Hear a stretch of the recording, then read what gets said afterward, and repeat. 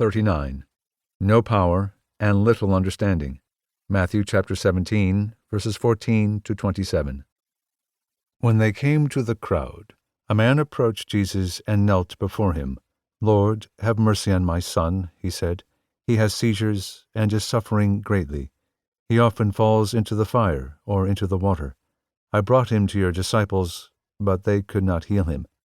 "O unbelieving and perverse generation," Jesus replied, "how long shall I stay with you? How long shall I put up with you? Bring the boy here to me." Jesus rebuked the demon, and it came out of the boy, and he was healed from that moment. Then the disciples came to Jesus in private and asked, "Why couldn't we drive it out?" He replied, "Because you have so little faith. I tell you the truth. If you have faith as small as a mustard seed, you can say to this mountain, 'Move from here to there,' and it will move. Nothing will be impossible for you." When they came together in Galilee, he said to them, "The Son of Man is going to be betrayed into the hands of men. They will kill him, and on the third day he will be raised to life." In 1517, the same year in which Martin Luther posted his 95 Theses on the door of the castle church in Wittenberg, Raphael Sanzio began a painting of Christ's Transfiguration.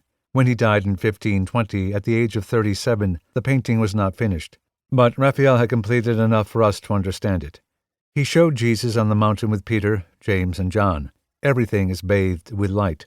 But in the same painting at the bottom, Raphael shows the other 9 disciples trying to cast a demon out of the epileptic boy and failing miserably. It is a way of saying that mountaintop experiences coexist with valleys, and only by the power of the Son of God can we have victories in our lives. The first half of Matthew chapter 17 records Jesus' transfiguration. The second half records the failure of the disciples who remained below. There are actually several failures. The first is their failure in the exorcism, verses 14 to 21. A second is their failure to understand Jesus' words about his death and resurrection, verses 22 to 23. A third failure involves only Peter, who was taught why Jesus is willing to pay the temple tax, verses 24 to 27. To keep listening to this audiobook, I've left you a link in the description so you can do it, at no cost thanks to Audible's 30-day free trial.